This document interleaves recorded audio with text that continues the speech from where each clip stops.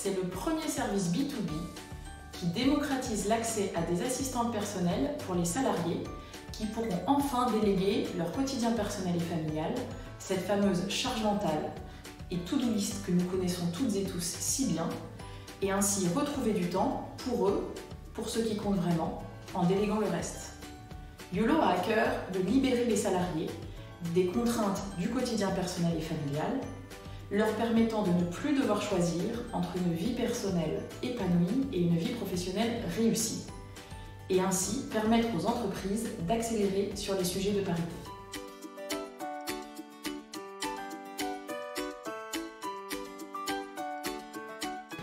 Alors, le constat est clair.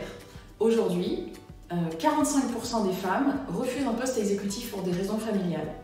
50% des femmes modifient leur temps de travail dès une première maternité.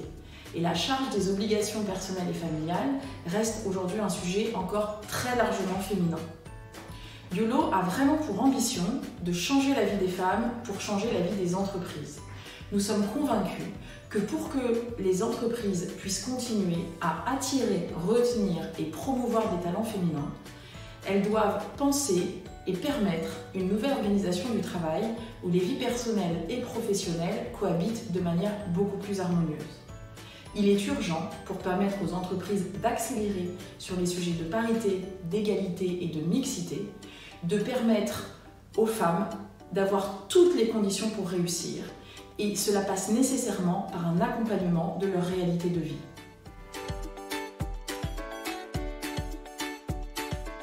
En 2022, nous avons lancé un projet qui vise à améliorer l'expérience de nos collaborateurs et nos collaboratrices. C'est dans ce cadre-là que nous visons aujourd'hui de mettre l'humain au cœur de nos préoccupations. Nous avons initié plusieurs chantiers dans l'une de nos entités qui s'appelle ASIGMA, que nous déployons aujourd'hui plus largement au niveau du groupe. C'est suite à tous ces chantiers que nous avons rencontré la cofondatrice de YOLO et nous avons été immédiatement séduits par son concept. Je suis à titre personnel convaincue que nous ne devrions pas en tant que femmes avoir à faire un choix entre notre carrière et notre vie familiale, et je pense en être le parfait exemple. Alors, YOLO, c'est avant tout une plateforme composée d'assistantes personnelles que nous appelons des alliés et qui sont d'anciennes assistantes de direction, souvent mamans, et qui sont formées à la parentalité. Nous les trions sur le volet et elles accompagnent différentes thématiques qui vont de la vie quotidienne des enfants à l'administratif, en passant par la vie personnelle ou les temps forts et les loisirs dans la vie familiale.